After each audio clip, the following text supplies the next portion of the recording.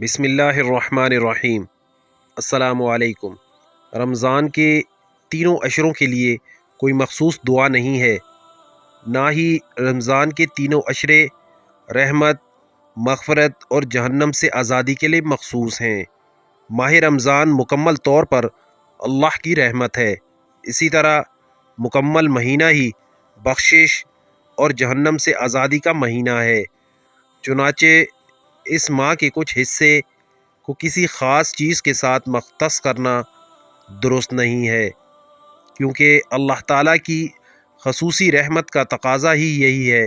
جیسا کہ حدیث ہے، جیسے کہ مسلم میں ابو ہریرہ رضی اللہ تعالیٰ عنہ کہتے ہیں کہ آپ صلی اللہ علیہ وآلہ وسلم نے فرمایا، جب ماہ رمضان شروع ہو تو رحمت کے دروازے کھول دیے جاتے ہیں اور جہنم کے دروازے بند کر دیے جاتے ہیں اور شیطانوں کو جکڑ دیا جاتا ہے۔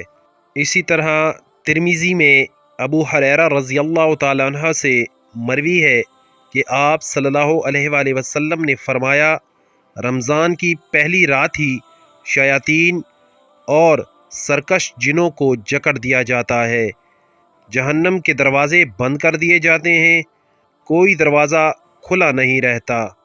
اسی طرح جنت کے دروازے کھول دیے جاتے ہیں اور کوئی دروازہ بھی بند نہیں رہتا، اور ایک آواز لگانے والا صدا لگاتا ہے، اے خیر کے متلاشی آگے بڑھ، اور اے شرپسند باز رہ۔ اور اللہ تعالیٰ ہر رات لوگوں کو جہنم کی آگ سے آزاد فرماتا ہے۔ اس لیے آپ کا جو دل کرے وہ دعا پڑھیں۔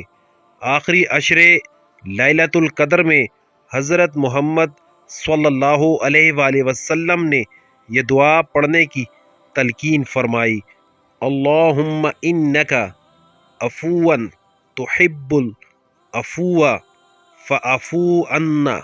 اے اللہ، تو درگزر فرمانے والا ہے، تو معافی کو پسند فرماتا ہے، ہمیں معاف فرما۔